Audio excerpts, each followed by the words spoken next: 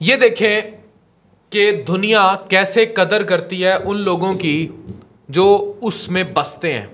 मुल्क कैसे कदर करते हैं। ये फ्रैंकफर्ट का एयरपोर्ट है। इसके करीब एक गांव है जिसका नाम था ट्रिबोर। इस गांव में एक बूढ़ी खातून रहती थी और उस खातून ने एक दफ़ा एक एतराज़ लगाया और वो एतराज़ बड़ा क्लियर था। उसने ये कहा कि इन लोगों ने इतना बड़ा एयरपोर्ट बना दिया है और इनके यहाँ एयरपोर्ट बनाने की वजह से यहाँ दिन रात जो फ़्लाइट्स उतरती हैं उनकी वजह से मेरी नींद डिस्टर्ब होती है।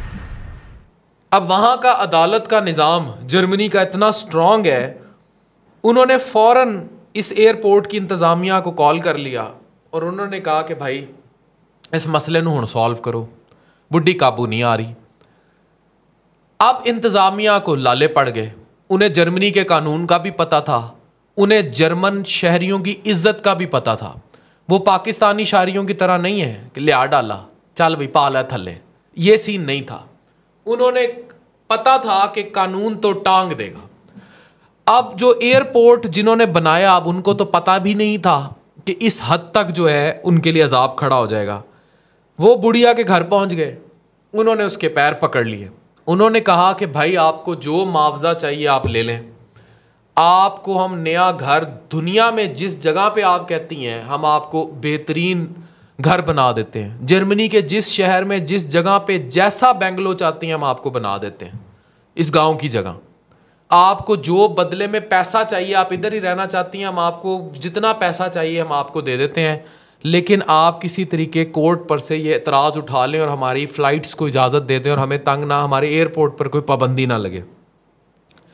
वो जो बुढ़िया थी वो अड़ गई। उन्होंने कहा मैं यहाँ अपनी ज़ाती घर में रहती हूँ और अरसा दराज से, और अब मेरी तबीयत नासाज है, मैं ये शोर नहीं बर्दाश्त कर सकती और मुझे आप जितने मर्ज़ी पैसे दें मैंने इसको नहीं छोड़ना।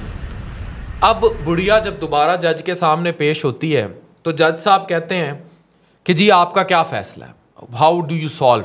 अब इस पे जो एयरपोर्ट इंतज़ामिया थी उसने हाथ खड़े कर दिए।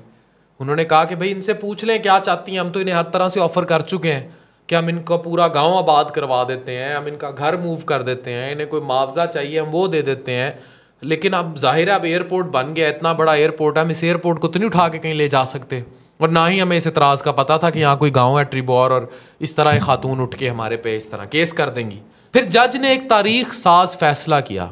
उसने खातून से पूछा कि आप ये बताएं कि आप सोती कब हैं और उठती कब हैं, आप कितना डिस्टर्ब होती हैं।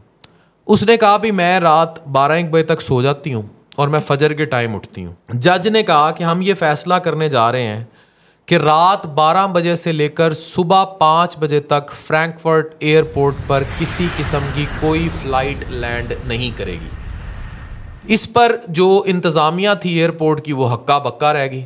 उसने कहा जज क्या फ़ैसला करने जा रहे हैं, इससे तो हमारा अरबों रुपए का नुकसान हो जाएगा। खातून ने कहा कि मुझे फ़ैसला मंजूर है कि ठीक है इन 5 घंटों में जब मैं सो रही होती हूँ कोई फ़्लाइट यहाँ नहीं उतरेगी। और आप देखें इज़्ज़त का मकाम कि जर्मनी के जज ने वो फ़ैसला किया और एयरपोर्ट इंतज़ामिया चीखती रह गई और जज ने कहा कि ये आपके टैक्स पेयर्स का पैसा है जिससे ये एयरपोर्ट बना है, ये बुढ़िया आपको टैक्स देती है जिससे आपने एयरपोर्ट बनाया है, और अगर वो टैक्स पेयर मुतमईन नहीं है इस एयरपोर्ट के यहाँ बनने से और उसकी नींद में खलल आता है तो यहाँ का अदालती निज़ाम ये कहता है कि आप उस टैक्स पेयर को सेटिस्फाई करें। अब वो टैक्स पेयर अगर ऐसे सेटिस्फाई होता है कि 5 घंटे आप हर हालत में यहाँ फ़्लाइट नहीं उतारेंगे और वो सो रही होंगी तो आप नहीं उतारेंगे, और ये फ़ैसला हो गया। अब आप ये रिपोर्ट पढ़ें कि बैन ऑन फ्रैंकफर्ट फ़्लाइट्स 4/4/12 की रिपोर्ट है।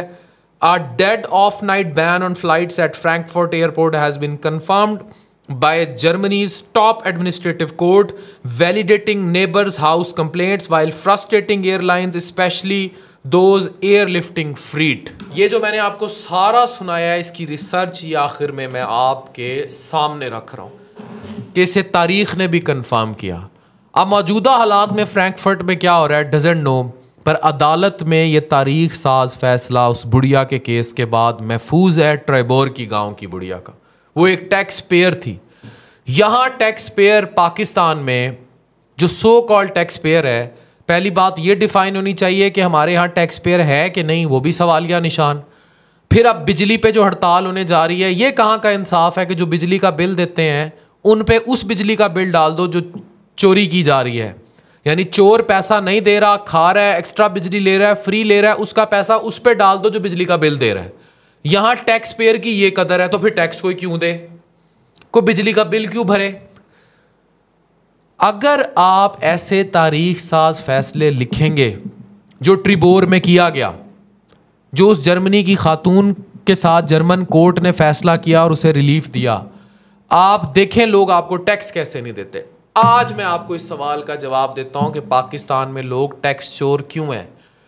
एक इखलाकी तालीम नहीं है और दूसरा